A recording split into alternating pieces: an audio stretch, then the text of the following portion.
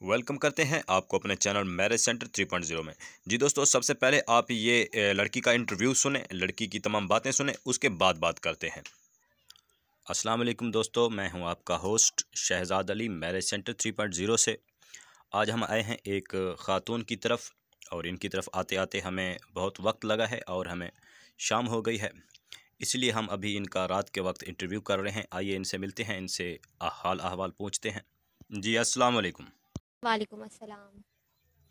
जी नौरीन, आपने बताया कि आप एक लड़के से प्यार करती थीं जो आपके मोहल्ले में रहता था, और ऐसी क्या वजह बनी कि जिसे आप प्यार करती थीं उसके घर वालों ने उसे बाहर भेज दिया? ऐसी क्या वजह बनी?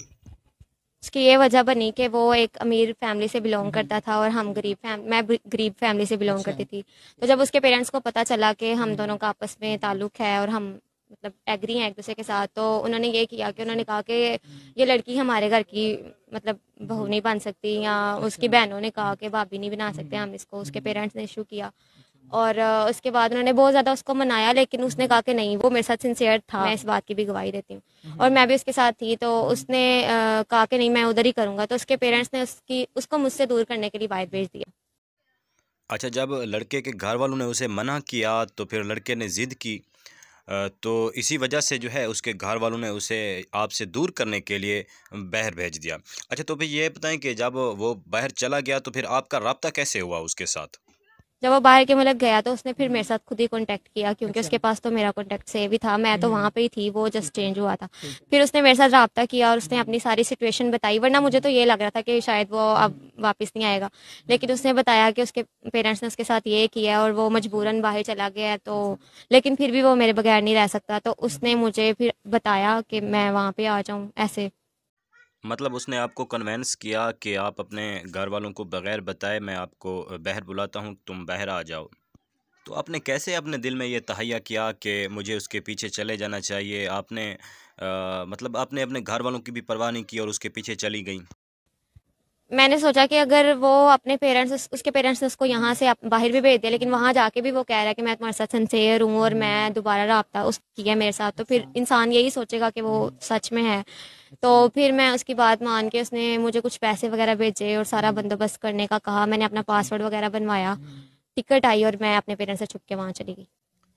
जब आपने सारा कुछ कर लिया और ख़ामोशी से अपने घर वालों से भी छुप के उसके पास चली गई, तो वहाँ जाके क्या कुछ हुआ? और पीछे आपको ख़्याल नहीं आया कि मोहल्लेदार क्या सोचेंगे, घर वाले क्या सोचेंगे, उनकी इज़्ज़त का क्या होगा, या मोहल्ले वाले क्या कहेंगे? इस चीज़ का ख़्याल नहीं आया आपको? ख्याल तो आया था, लेकिन फिर भी अगर वो मेरे लिए इतना स्टैंड ले सकता है कि भाई उसके पेरेंट्स एग्री भी नहीं है, वो फिर भी मुझे बुला रहा है, तो मेरे दिल में ये है कि फिर मुझे भी उसके लिए लेना चाहिए। वो ये ना सोचे कि मैं उससे सही मोहब्बत नहीं करती। मतलब यकतरफ़ा ना हो कि उसने आपके लिए इतनी एफ़र्ट की है और आप भी अपना पूरा प्यार दिखा रही हैं। जी। तो क्या सिला मिला उस प्यार का? ये हुआ कि 3 महीने का वीज़ा था, जब वो ख़त्म हो गया तो उसने मुझे मजबूरन वहाँ से वापस आना पड़ा। जब मैं वहाँ से वापस आई तो उसने मेरे साथ रब्ता ख़त्म कर दिया। अब उसका मतलब शायद ख़त्म हो गया, या कह दें कि उसकी मोहब्बत ख़त्म हो गई। मतलब 3 माह के वीज़े पर उसने आपको बुलाया, और मैं यहाँ पे एक अल्फाज यूज़ करूँगा, बुरा ना मनाइएगा। नाज़रीन से भी मैं इस चीज़ की मदद करता हूँ। मतलब ये है कि उसने आपको इस्तेमाल किया, आपको यूज़ किया, और जब बुलाया तो आपका निकाह हुआ था। नहीं, निकाह नहीं हुआ था। उसने लिविंग रिलेशन में थे हम वहाँ पे, लेकिन उसने कहा था कि अभी हम यहाँ पे निकाह नहीं कर सकते, मैं अपने पेरेंट्स को मना लूँगा, जब मैं यहाँ से पाकिस्तान जाऊँगा तो फिर हम वहाँ जाके आपके पेरेंट्स के सामने और मेरे पेरेंट्स के सामने निकाह करेंगे। तो आपका जब वीज़ा ख़त्म हुआ तो उसने आपके साथ क्यों रब्ता नहीं किया, और जब आप वापस पाकिस्तान आई हैं तो आपके साथ आपके घर वालों का रवैया कैसा था? घर वालों का जो रवैया था वो तो आपको खुद भी अंदाज़ा हो सकता है कि वो बहुत ज़्यादा गुस्सा में थे और बहुत ही ज़्यादा, बिल्कुल उन्होंने मेरे से अपना साया हटा लिया था कि अब हम आपको एक्सेप्ट नहीं कर सकते दोबारा। यानी कि क्या आपने बोला अपनी माँ से, अपने अबू जी से, और क्या आपकी अम्मी जी ने आपको माफ़ कर दिया? क्योंकि देखें, माँ तो माँ होती है, और वैसे भी कहते हैं सुबह का भूला अगर शाम को घर आ जाए तो उसे भूला नहीं कहते। तो क्या ऐसी वजह थी, वो क्यों नहीं एक्सेप्ट कर पा रहे थे? नहीं, गलती शायद मुझे लगता है कि इतनी बड़ी थी कि मैंने उस पागल पे यकीन किया।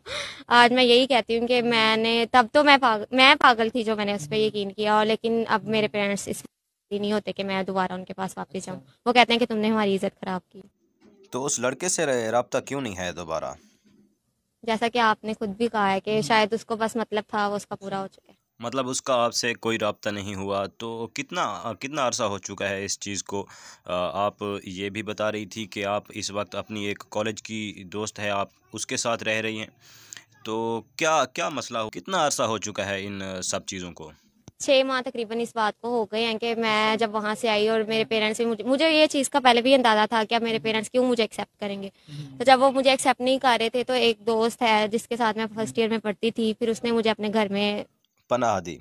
अच्छा नौरीन, आप खूबसूरत हैं, यंग हैं, नौजवान हैं, पढ़ी लिखी हैं, आपने अपनी स्टडी भी ख़राब की है उस लड़के की खातिर, और अभी ना ही उस लड़के ने एक्सेप्ट किया है आपको, ताल्लुक़ ख़त्म कर दिया है, और घर वालों ने भी आपको निकाल दिया है आपके बकौल कि उनके अल्फाज ये थे कि आप उनके लिए मर चुकी हैं। तो आर्ज़ी तौर के लिए आप अपनी सहेली के साथ रह रही हैं, 6 माह से उनके साथ रह रही हैं, तो उनका रवैया आपके साथ कैसा है? कब तक रहेंगी? आखिर इतनी बड़ी लाइफ़ है, कैसे गुज़ारा करेंगी? आखिर ज़ाहिर-सी बात है आप बेसहारा हैं, एक सहारे की ज़रूरत तो पड़ेगी आपको। जब मैं स्टार्टिंग में आई थी उनके पास तो वक्ती तौर तो मैं उनकी शुक्रगुज़ार थी कि उन्होंने उस वक़्त मुझे सहारा दिया। लेकिन ये है कि वो भी कितनी देर आखिर मुझे सहारा देगी, वो भी यहाँ पे अपने पेरेंट्स के पास रह रही है। जब मेरे पेरेंट्स ने मुझे एक्सेप्ट करने से इनकार कर दिया तो एज़ अ फ्रेंड जितना वो निभा सकती थी उसने निभाया। लेकिन अभी भी वो शो नहीं करवाती कि वो अब मुझसे कह लें कि तंग आ गई है या मज़ीद वो मुझे हैंडल नहीं कर सकती यहाँ पे।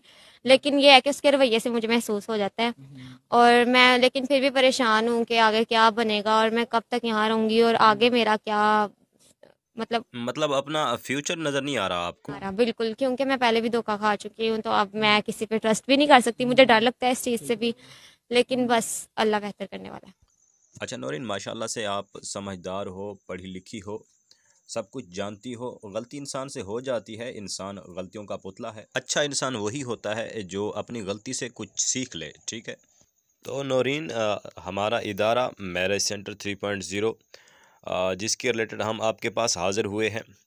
हमारे पास बहुत सारे लोग रब्ता करते हैं, फ़र्स्ट मैरिज वाले, सेकंड मैरिज वाले।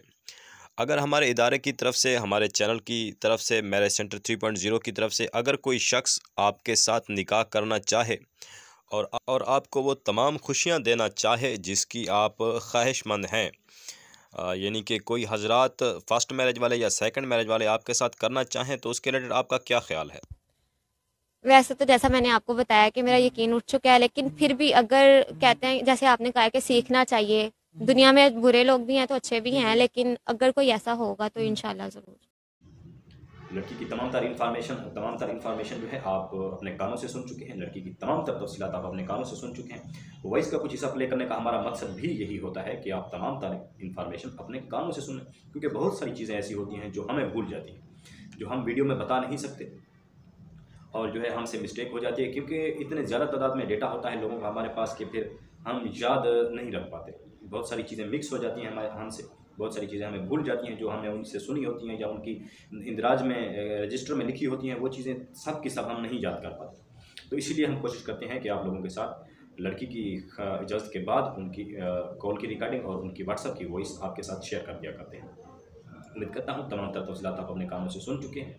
बाकी रजिस्ट्रेशन की फ़ीस रखी गई है, जो मर्द हज़रात भी इस रिश्ते के ख्वाहिशमंद हों, रजिस्ट्रेशन कराने के बाद ही उनका डेटा इनकी तरफ भी भेज दिया जाएगा और हमारे पास शादी की जितनी भी ख्वाहिशमंद ख़वातीन हैं उन सब की तरफ ट्रांसफ़र कर दिया जाएगा। उम्मीद करता हूँ तमाम तर तफसीलात आपके साथ शेयर कर चुका हूँ। बाकी मिलते हैं एक नई वीडियो में एक नए रिश्ते के साथ, तब तक रखिए अपना ढेर सारा ख्याल।